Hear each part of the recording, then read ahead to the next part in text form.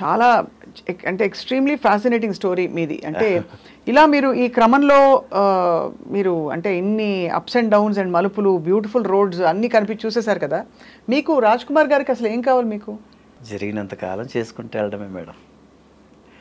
ఎలాగో ఇంకా మా ఫ్యామిలీకి సంబంధించిన బిజినెసెస్ ఇవన్నీ ఉన్నాయి, మనకి ఏది కుదిరితే అది. ఇది ఇప్పుడు ప్రొడక్షన్ చేయాలని ఒక ఇది ఉంది మేడం మైండ్లో. తప్పకుండా చేయండి. టీవీ ప్రొడక్షన్ చేయాలని, సో దీనిలో వెళ్తున్నాం. అందుకే చూడాలి మేడం. మీరు బహుశా ఓటీటీలో మేబీ మీకు మలుపు తిప్పే క్యారెక్టర్ వస్తుంది. చూడాలి మేడం. అంటే ఇంకొక కొత్త ఏమంటారు, ఒక అవతారంలో మీరు కనపడతారేమో, ఎవరికి తెలుసు. చూడాలి మేడం. ఇంతవరకు ఓటీటీ చేయలేదు, వస్తే చేస్తాను మేడం, తప్పకుండా చేస్తాను. సో అయితే సీరియల్స్ లైఫ్ సైనిక్ స్కూల్లో ఉంటుంది. సైనిక్ స్కూల్లో ఉంటుంది. ఎందుకంటే మేడం మీరు ఖచ్చితంగా మార్నింగ్ 5:30కి లేవాలి మేడం, ఖచ్చితంగా లేవాలి. 7:30కి కార్ ఎక్కాలి, 9 o'clock కెమెరా ముందు ఉండాలి, నైట్ 9 వరకు చేయాలి. ఫుడ్ అది అంటే ఇంకా మేడం మనం ఎక్కువ మాట్లాడకూడదు మేడం, ఇంకా అంతే. సినిమా కథ వేరు మేడం. సినిమాలో బాగుంటుంది. సినిమా కంటే మీ క్యారవాను, మీ మెను, మీ ఇది, మీ కథ, మీ సామ్రాజ్యం, మీ ఇక్కడ అడ్జస్ట్ అయిపోవాలి. ఇక్కడ అంతే అడ్జస్ట్ అవ్వాలి. నేను ఎవరో తెలుసా అన్నామంటే కనుక, బాబు పని చూసుకో బాబు, బయలుదేరి బాబు, మేము ఎవరినైనా చూసుకుంటా ఉంటారు. ఓహో, అయితే కష్టం. అందుకనేసి ఇవన్నీ ముందు ఎంటర్ అవ్వడానికి ముందు ఆలోచించుకోవాలి మనం. అంతేలేండి. అయితే మీకు ఆ ప్యాషన్ ఉండబట్టి ఇవన్నీ కనిపించకుండా మీరు అంటే ఇప్పుడు నేను చెప్తున్నాను కదా మేడం, సినిమా నుంచి సీరియల్కి వచ్చాం. ఇంకా దాన్ని కాదనుకొని పోతే ఎక్కడికి వెళ్ళాలి మనం? అదే అవసరం అనేదే మనిషికి ఇదన్నట్టుగా. కరెక్ట్. మీకు మీ సమకాలీకులు అంటే మీకంటే ముందే ఉన్నారు ఇండస్ట్రీలో, అచ్యుత్ గారు. అచ్యుత్ గారు అంత తొందరగా ఇలా వెళ్ళిపోయారండి ప్రపంచం వదిలి. అసలు అర్థం కాని విషయం. ఆయన నాకు చాలా మంచి ఫ్రెండ్ అండి అచ్యుత్. ముఖ్యంగా మన సుమన్ గారికి, రామోజీరావు గారి అబ్బాయి సుమన్ గారికి అచ్యుత్ గారన్న, తర్వాత రాజా రవీంద్ర, తర్వాత బాలాజీ, అఫ్కోర్స్ నన్ను కూడా కొంతమందిని ఆయన బాగా ఇష్టపడి తన కథల్లో కూడా ఈ సీరియల్కి ఈ హీరోని పెడదాం మనం అని అనుకొని ఆయన అలా చేస్తుంటారండి. ఆయన అలా ఉన్న వాళ్ళల్లో అచ్యుత్ ప్రథమ స్థానంలో ఉంటాడనేది నా ఉద్దేశం ఈటీవీలో. నిజంగా నాకు కూడా చాలా బాధ కలిగింది అప్పుడు. ఏ అలవాట్లు లేవు. ఇప్పుడు నేను చాలా పెద్ద స్మోకర్ని నేను. అవునా? అవును. ఎందువల్ల చేత అంటే ఏం లేదు. ఇప్పుడు ఏదైనా కూడా ఇప్పుడు కాలేజీలో ఫస్ట్ వెళ్ళగానే ఏముంటుందండి, అందరిని చూసి ఫస్ట్ నేర్చుకునేది అదే. అది అలా అలవాటు అయిపోయిందా? తర్వాత అలవాటు అయిపోయింది. అసలు ఇలా ఉండేదన్నమాట చెట్లు, ఎప్పుడు సిగరెట్ తినేది. పిలవండయ్యా బాబు, షార్ట్ అయిందా, అక్కడ ఉంటాడు, ఆ గోడ పక్కన ఉంటాడు, పిలవండయ్యా బాబు, షార్ట్ టైం అవుతుంది, పిలవండయ్యా బాబు అంటుంటారు అనమాట. అంటే గ్యాప్ దొరికితే వెళ్ళిపోయి అదొక అలవాటు, అదొక ఇది. 2019 సెప్టెంబర్ 24 కాశీలో ఏదో ఒకటి వదిలేయాలంట కదా. కాశీకి వెళ్ళినప్పుడు నేను ఆ వదిలేయడంతో పాటు సిగరెట్ కూడా వదిలేశాను నేను. మా ఆవిడైతే కళ్ళల్లో నీళ్లు పెట్టుకునేది. నేను ఎన్నిసార్లు చెప్తే వినలేదు. ఇక్కడ ఆయనే శివార్పణం, అంతే వదిలేశాను. చాలా మంచి పని చేశారు రాజ్కుమార్ గారు. అంతే. ఎందుకంటే ఇది కాదని లేని ఎంతమంది అండి చెప్పి తర్వాత 6 నెలలు వదలడం, ఓ సంవత్సరం వదలడం, మళ్ళీ మొదలెట్టేయడం, మళ్ళీ టెన్షన్లో అసలు ఇదే లేకోకుండా ఉండడం. ఇప్పుడు లాంగెస్ట్ అయితే 5 years నుంచి మీరు లేరు. లేదు అసలు ఆ ధ్యాసే లేదండి. అదే ఇంకా ఆయన శివుడి ఆశీర్వాదం ఏమో అని అనుకుంటున్నాను నేను. ఎందుకంటే అంతకుముందు అన్నిసార్లు 3-4 సార్లు అండి 6 నెలలు వదిలేయడం, మళ్ళీ మొదలు పెట్టడం, సంవత్సరం వదిలేయడం, మళ్ళీ మొదలెట్టడం, ఇలా ఉండేది.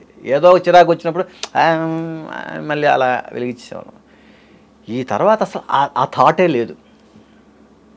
సో 2019లో అలా వదిలేదు. నేను ఎందుకు చెప్తున్నానంటే ఇలాగా అలవాట్లు, ఇంకా డ్రింక్ చేయడం అనేది అకేషనల్గా తీసుకుంటుంటాం, అది ఓకే. అచ్యుత్కి ఏ అలవాటు లేదండి. నేను ఎందుకు చెప్పొచ్చానంటే ఇవన్నీ, అచ్యుత్కి ఏ అలవాట్లు లేవు. అయితే చక్కగా మంచి ఫుడ్ బాగా తీసుకుంటాడు, బాగా ఎక్సర్సైజ్ చేస్తాడు, మనిషి బాగా ఆరోగ్యంగా చాలా హెల్త్ కాన్షియస్ ఉన్న మనిషి అతను. మంచి ఆర్టిస్ట్ బాగా. అప్పుడు ఆ టైంలో ఒకటి ఈ అక్రిలిక్ హోర్డింగ్స్కి సంబంధించినది ఏదో బిజినెస్ ఏదో స్టార్ట్ చేస్తున్నాను అన్నట్టుగా చెప్పాడండి అప్పుడు. అప్పుడు మా నాన్నగారు వాళ్ళ ఇల్లు వచ్చేసి అమీర్పేటలో ఉండేదండి. అదేంటంటే చర్మాస్ ఎదురుగా ఆ సరౌండింగ్స్లో అనమాట. మా ఫాదర్ వాళ్ళు ఉన్న ఫ్లాట్స్కి ఎదురుగానే ఒక బిల్డింగ్లో ఇది పెట్టబోతున్నారండి, ఈ ఫర్ము. దగ్గరుండి పాపం ఆయన దగ్గర నుంచి చేయించుకుంటుండేవాడు. నేను ఇక్కడ ఉన్నప్పుడల్లా, హైదరాబాద్లో ఉన్నప్పుడల్లా ఈవినింగ్ అచ్యుత్తుని రెగ్యులర్గా చూస్తుండేవాడిని నేను. ఆయనే దగ్గరుండి చేయించుకుంటుండేవాడు ఇదంతా, ఆ బిల్డింగ్ ఇదంతా అంతా, ఆ ఫర్నిచర్ అది ఇదంతా. ఏంటంటే ఇలాగ నేను ఒకటి బిజినెస్ స్టార్ట్ చేయబోతున్నాను. తర్వాత కట్ చేస్తే సడన్గా హార్ట్ అటాక్ వచ్చింది, పోయారు. ఇదని వెరీ అన్ఫార్చునేట్ థింగ్.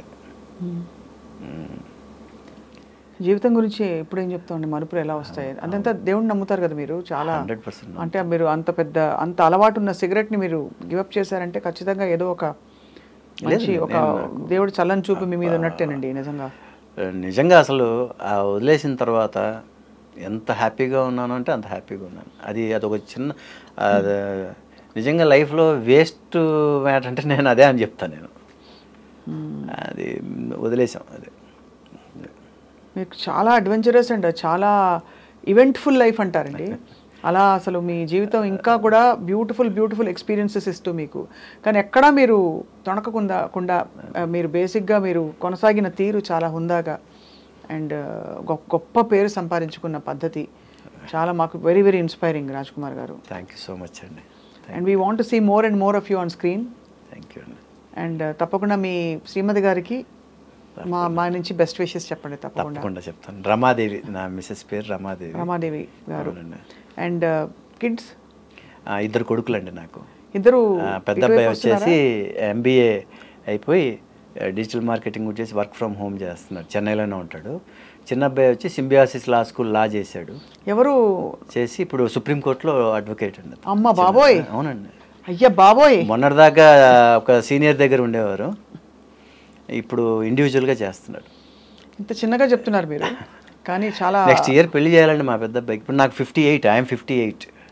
ఎవరైనా నమ్ముతారా? హలో, 58 ఉన్నాయట, ఎవరు నమ్మరు. 1967 బర్త్ ఇయర్ అండి. అలాగా 23rd ఇయర్లో సినిమా ఫీల్డ్కి వచ్చానండి. అప్పటి నుంచి అలాగా ఉంది. చాలా you have a beautiful life and ahead of you also. I think మంచి ఎక్స్పీరియన్సెస్, మంచి కథలే. మీరు అసలు ఫస్ట్ మీరు నరేట్ చేసిన పద్ధతి అండి. తప్పకుండా మీరు డైరెక్ట్ చేయాలి నెక్స్ట్. అయ్యో లేదు అమ్మో. ஏன்னா நீங்கள் நரேட் பண்ணும்போது நீங்கள் அந்த இன்வால்வ் ஆகிட்டு சொல்கிறீங்க, அந்த மெத்தட்லேயே அது ஒரு அங்கேயே நம்ம இங்கேருந்து எழுந்து அங்கே போகிற மாதிரி இருக்கு. ரொம்ப தேங்க்ஸ் மேடம். நீங்கள் சொல்கிறது பார்த்தா எனக்கு தமிழ்லவே பேசணுன்னு மாதிரி தோணுது. எனக்கு தமிழ் பேசுகிறவங்க கிடைச்சா எனக்கு தமிழ் பேசுறது ரொம்ப பிடிக்கும். సో చాలా అద్భుతమైన మీ జీవితంలోని విశేషాలు మాతో పంచుకున్నందుకు మీకు ధన్యవాదాలు రాజ్ కుమార్ గారు. థ్యాంక్ యూ అండి. Thank you so much. Wishing you great success and great health and happiness.